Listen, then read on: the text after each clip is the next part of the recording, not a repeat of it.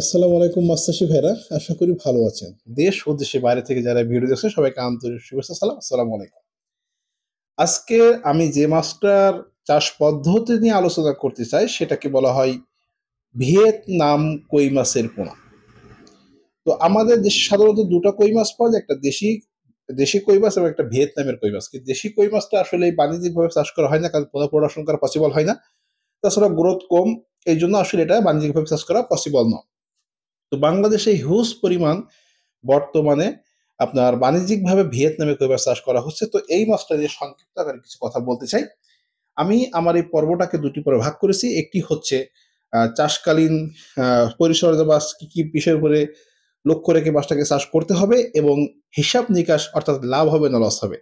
তো চলে আসি, আমরা পুকুরে মাছ চাষ করতে হলে আমাদের প্রথম কাজ হচ্ছে পুকুর নির্বাচন করা। পুকুর নির্বাচন করতে হলে আমাদের যে বিষয়গুলো খেয়াল রাখতে হবে, পুকুরের মাটি হতে হবে বেলে মাটি বা বেলে দোআঁশ মাটি বা দোআঁশ মাটি, এটা হতে হবে। পুকুরের পাড়গুলো হতে হবে বন্যা মুক্ত, উঁচু পাড় বিশিষ্ট। দিনে মিনিমাম 6 থেকে 10 ঘন্টা সূর্যের আলোক পড়ে। পুকুরের চারিপাশে কোনো বড় গাছপালা থাকবে না এবং পুকুরে কোনো ইঁদুরের গর্ত থাকবে না। যদি ইঁদুরের গর্ত থাকে, কখনো ভারী বর্ষণ হলে ইঁদুরের ওই গর্ত দিয়ে যখন পুকুরে বৃষ্টি ঢুকবে তখন কিন্তু মাছগুলো ফাঁক দিয়ে বেরিয়ে যেতে পারে। এই জন্য আপনার পুকুরে পাড়ে কোনো ইঁদুরের গর্ত থাকবে না। আপনার পুকুরের উপরে অবশ্যই নেটিং করতে হবে এবং চারিপাশ নেটিং করতে হবে, যাতে কোনো বাহিরের পশু পাখি আপনার মাছটাকে আক্রমণ করতে না পারে বা নিরাপদ থাকে। পুকুরের বিষয়ে আমরা জানতে পারলাম, এবং পুকুরের তলার কাদাটা 6 ইঞ্চি, সর্বোচ্চ 12 ইঞ্চি বা একেবারে না থাকলেই খুব ভালো হয়। তবে এই জাতীয় মাছ চাষের জন্য বেলে মাটি খুবই আদর্শ, কারণ এই জাতীয় মাছের পুকুরে গ্যাস হয় না, প্রোডাকশনটা ভালো আসে।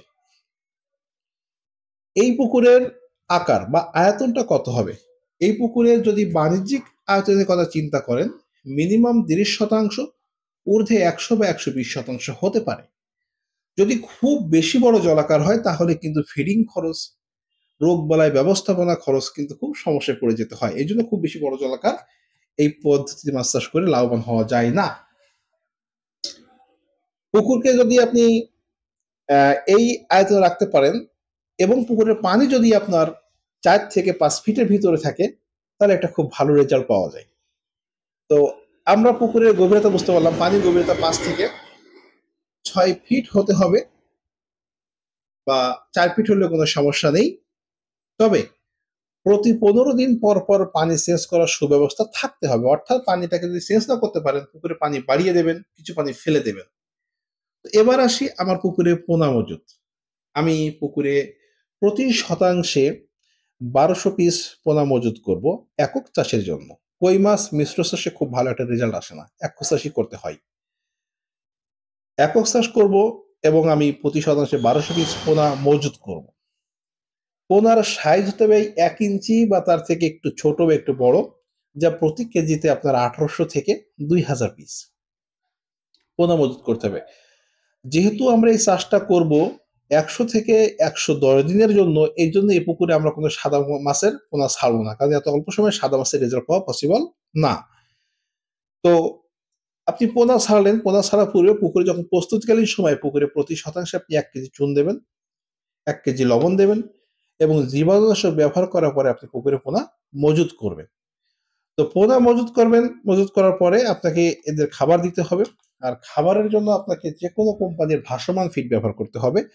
যখন ছোট থাকবে তখন ছোট ফিড ইউজ করবেন, যখন বড় হবে তখন বড় ফিড ইউজ করতে হবে। তো এই মাছের বডি ওয়েটের প্রতিদিন খাবার দিতে হবে। মাছের সাইজ যখন ছোট থাকবে তখন 10%, যখন মিডিয়াম সাইজ হবে তখন আপনার 5%, যখন বিক্রির আগ মুহূর্ত পর্যন্ত আপনি খাওয়াবেন 3%। অর্থাৎ বডি ওয়েটের আপনাকে 10 থেকে 3% ভিতরে খাবার দিতে হবে। সকাল এবং সন্ধ্যা দিনে 2 বার খাবারটা ভাগ করে দিতে হবে।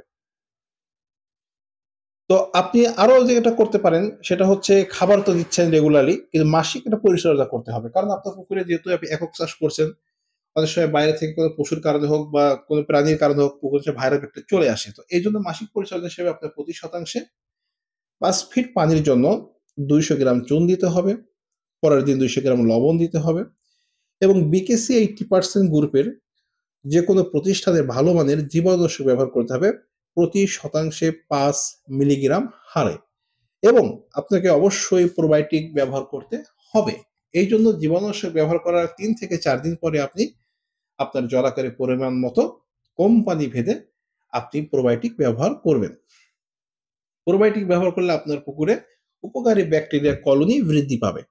এতে মাছের ডাইজেস্টটা ভালো হবে, পুকুরের তলদেশের আবর্জনা থেকে আপনার ক্ষতিকর ব্যাকটেরিয়াগুলো দূর হবে, উপকারী ব্যাকটেরিয়াটা গ্রো করবে। তো এই পদ্ধতিতে যদি আপনি কাজ করতে পারেন তাহলে কিন্তু সবচেয়ে ভালো হবে। তো একটা বিষয় থেকে যায়, একটা কথা থেকে যায়, আসলে আমি সবই তো বুঝলাম, কই মাছের পোনা আমি কখন ছাড়বো? কই মাছের পোনা মজুদের উত্তম সময় হচ্ছে মার্চ মাসের 1 তারিখ থেকে আগস্ট মাস পর্যন্ত। এটা হচ্ছে বেস্ট টাইম। এই সময়টা গরমকাল, ভালো ফলন হয়, ভালো উৎপাদন করা যায়। এইজন্য আপনাকে এই সময় পোনা মজুত করতে হবে পহেলা মার্চ মাস থেকে আগস্ট মাস পর্যন্ত। এছাড়াও সারা বছরই কম বেশি পোনা মজুত করা যায়। তো পোনা মজুদের এই বিষয়টা বিশেষভাবে খেয়াল করতে হবে, কিন্তু আপনাদের একটা কথা জেনে রাখতে হবে, ভিয়েতনাম কই মাছের মহিলাটা খুব বেশি বড় হয়। এইজন্য যখন আপনি পোনা ছাড়বেন বা যেখান থেকে পোনা সংগ্রহ করবেন, তার ব্রুড মাছটাকে দেখে নিতে হবে। বিদ্যুৎ মৎস্য নার্সারির অরিজিনাল ভিয়েতনাম কই মাছের ব্রুড 3টা থেকে 4টা কেজি মহিলা এবং 5টা থেকে 6টা কেজি পুরুষ, যার ভিডিও আমরা ইউটিউবে আপলোড করেছি। এবং অবশ্যই আপনাকে ছাঁকনি করে মাথার মাছ নিতে হবে একই গ্রেডের বা একই সাইজের।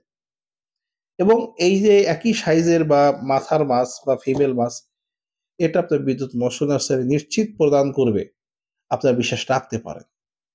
আমাদের আছে দীর্ঘ 10 বছরের সুনাম। তো আসলে এই মাছে পোনা তোলার জন্য আপনারা যেকোনো প্রতিষ্ঠান নিতে পারেন, তবে বিশ্বস্ততা এবং এই পোনা পুকুরে ছেড়ে চাষ করা পূর্ব পর্যন্ত তথ্য পরামর্শের জন্য আপনারা বিদ্যুৎ মৎস্য নার্সারির চোখ বন্ধ করে সিলেকশন করতে পারেন। তো পরবর্তী পর্বে আলোচনা করব রোগ বালাই নিয়ে এবং এর চাষকালীন লাভ লোকসানের হিসাব নিয়ে। আল্লাহ হাফেজ।